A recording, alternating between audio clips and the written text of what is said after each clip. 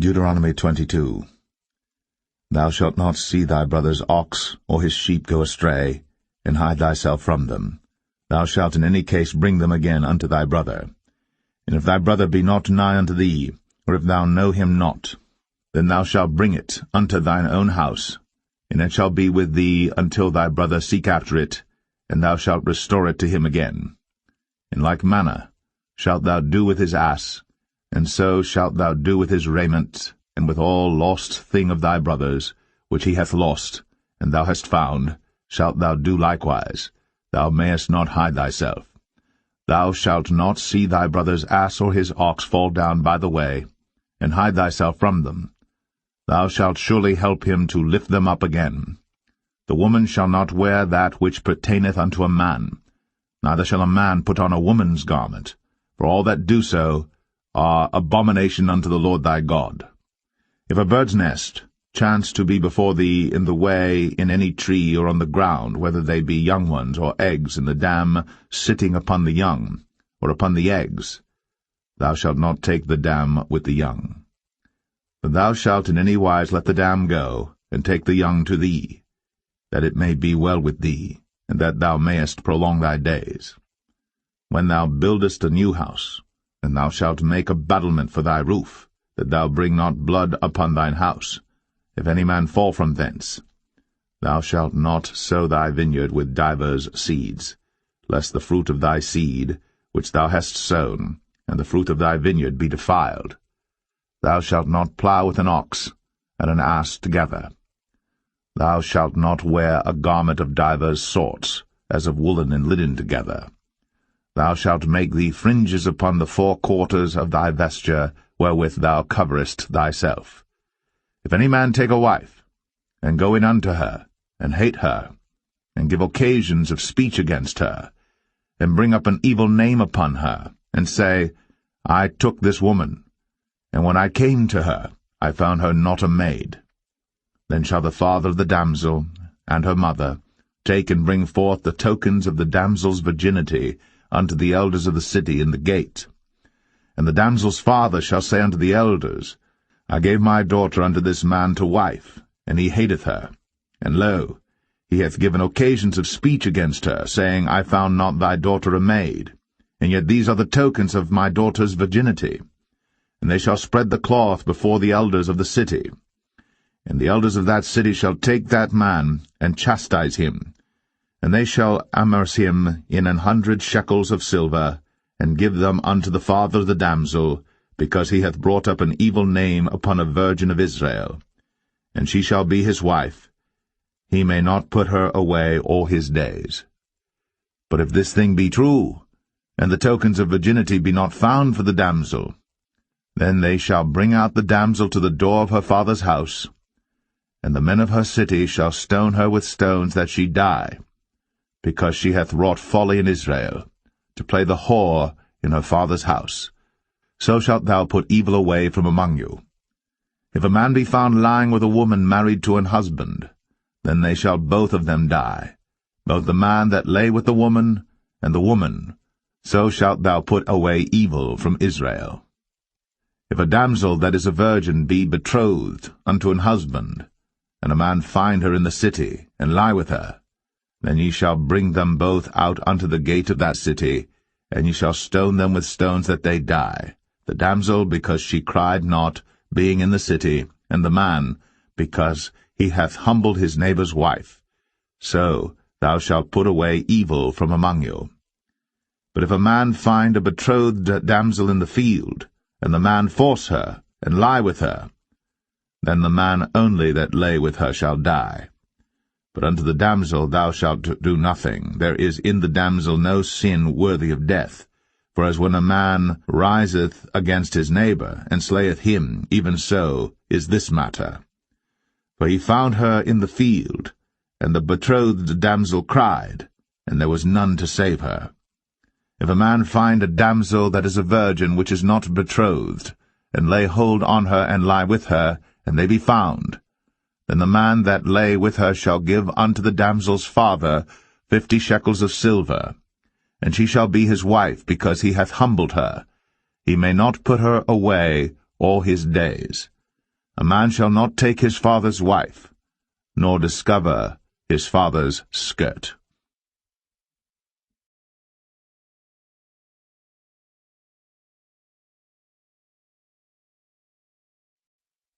Deuteronomy 23. He that is wounded in the stones, or hath his privy member cut off, shall not enter into the congregation of the Lord.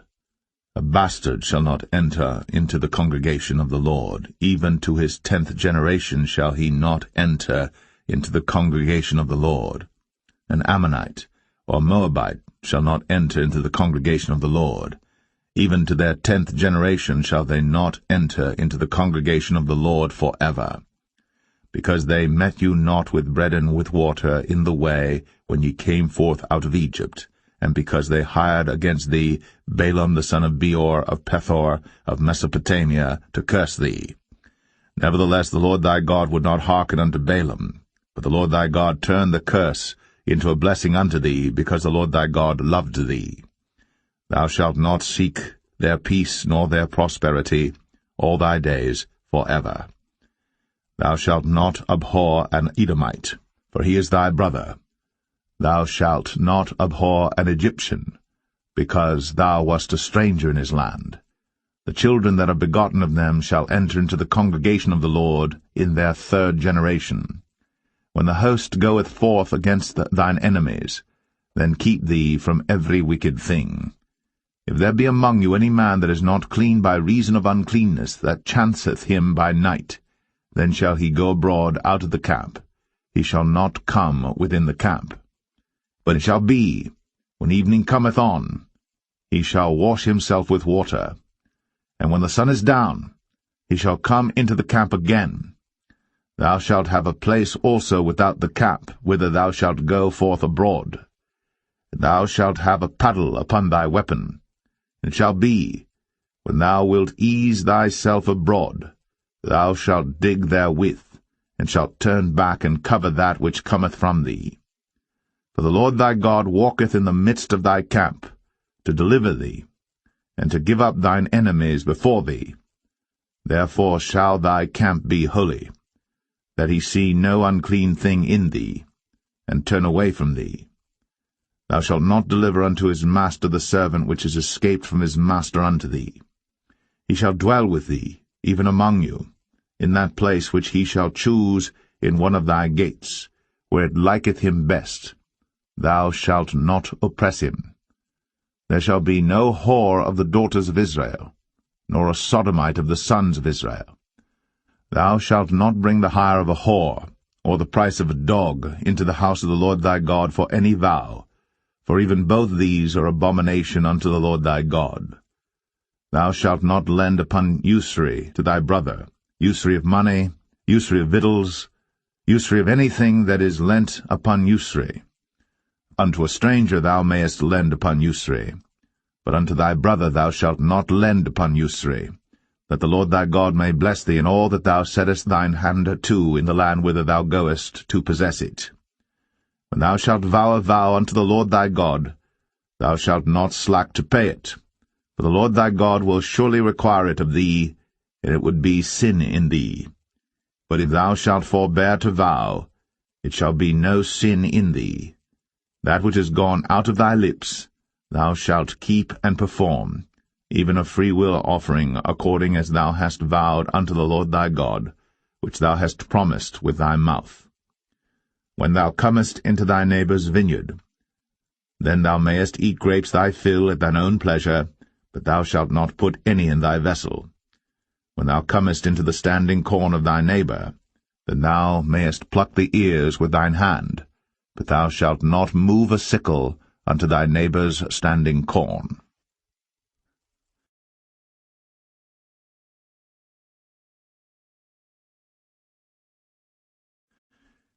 Deuteronomy 24.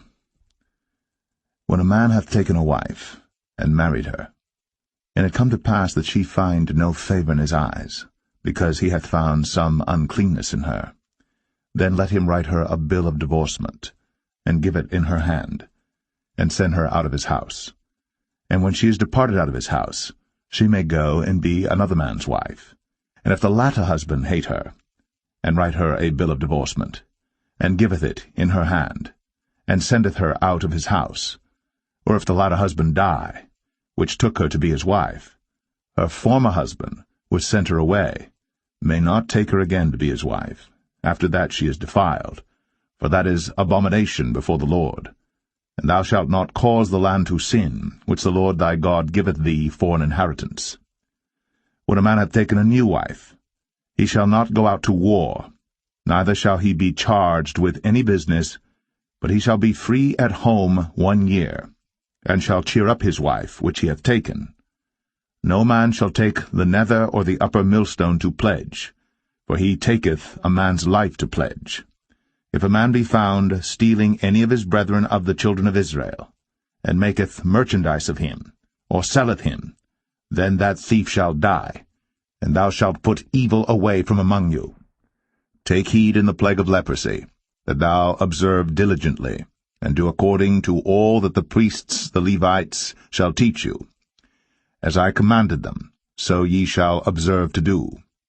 Remember what the Lord thy God did unto Miriam by the way, after that ye were come forth out of Egypt. When thou dost lend thy brother any thing, thou shalt not go into his house to fetch his pledge. Thou shalt stand abroad, and the man to whom thou dost lend shall bring out the pledge abroad unto thee. And if the man be poor, thou shalt not sleep with his pledge. In any case, thou shalt deliver him the pledge again when the sun goeth down, that he may sleep in his own raiment, and bless thee, and it shall be righteousness unto thee before the Lord thy God. Thou shalt not oppress an hired servant that is poor and needy, whether he be of thy brethren, or of thy strangers that are in thy land within thy gates. At his day thou shalt give him his hire, neither shall the sun go down upon it, for he is poor, and setteth his heart upon it, lest he cry against thee unto the Lord, and it be sin unto thee. The fathers shall not be put to death for the children, neither shall the children be put to death for the fathers. Every man shall be put to death for his own sin.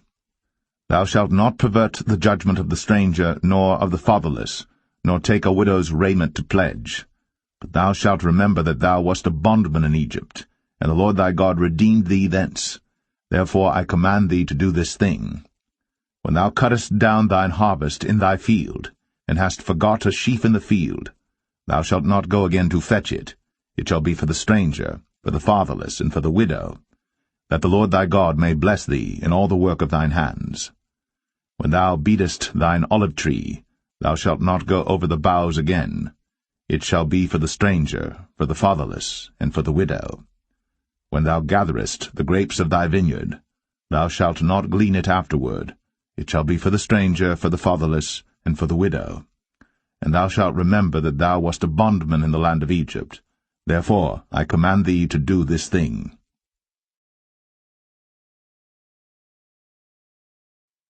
4.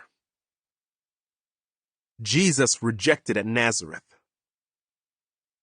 Then Jesus returned to Galilee, filled with the Holy Spirit's power. Reports about him spread quickly through the whole region. He taught regularly in their synagogues and was praised by everyone. When he came to the village of Nazareth, his boyhood home, he went as usual to the synagogue on the Sabbath and stood up to read the scriptures. The scroll of Isaiah the prophet was handed to him. He unrolled the scroll and found the place where this was written: "The Spirit of the Lord is upon me, for he has anointed me to bring good news to the poor. He has sent me to proclaim that captives will be released, that the blind will see, that the oppressed will be set free, and that the time of the Lord's favor has come." He rolled up the scroll, handed it back to the attendant, and sat down. All eyes in the synagogue looked at him intently. Then he began to speak to them. "The scripture you've just heard has been fulfilled this very day." Everyone spoke well of him and was amazed by the gracious words that came from his lips. "How can this be?" they asked. "Isn't this Joseph's son?" Then he said, You will undoubtedly quote me this proverb: "Physician, heal yourself," meaning, do miracles here in your hometown like those you did in Capernaum. But I tell you the truth. No prophet is accepted in his own hometown. Certainly there were many needy widows in Israel in Elijah's time when the heavens were closed for 3.5 years, and a severe famine devastated the land. Yet Elijah was not sent to any of them. He was sent instead to a foreigner, a widow of Zarephath in the land of Sidon. And many in Israel had leprosy in the time of the prophet Elisha, but the only one healed was Naaman, a Syrian. When they heard this, the people in the synagogue were furious. Jumping up, they mobbed him and forced him to the edge of the hill on which the town was built. They intended to push him over the cliff, but he passed right through the crowd and went on his way. Jesus cast out a demon. Then Jesus went to Capernaum, a town in Galilee, and taught there in the synagogue every Sabbath day. There, too, the people were amazed at his teaching, for he spoke with authority. Once, when he was in the synagogue, a man possessed by a demon, an evil spirit, cried out, shouting, "Go away! Why are you interfering with us, Jesus of Nazareth? Have you come to destroy us? I know who you are, the Holy One of God." But Jesus reprimanded him. "Be quiet. Come out of the man," he ordered. At that, the demon threw the man to the floor as the crowd watched. Then it came out of him without hurting him further. Amazed, the people exclaimed, "What authority and power this man's words possess! Even evil spirits obey him, and they flee at his command." The news about Jesus spread through every village in the entire region. Jesus heals many people. After leaving the synagogue that day, Jesus went to Simon's home, where he found Simon's mother-in-law very sick with a high fever. "Please heal her," everyone begged. Standing at her bedside, he rebuked the fever, and it left her. And she got up at once and prepared a meal for them. As the sun went down that evening, people throughout the village brought sick family members to Jesus. No matter what their diseases were, the touch of his hand healed every one. Many were possessed by demons, and the demons came out at his command, shouting, "You are the Son of God." But because they knew he was the Messiah, he rebuked them and refused to let them speak. Jesus continues to preach. Early the next morning, Jesus went out to an isolated place. The crowd searched everywhere for him, and when they finally found him, they begged him not to leave them. But he replied, "I must preach the good news of the kingdom of God in other towns too, because that is why I was sent." So he continued to travel around preaching in synagogues throughout Judea. 5.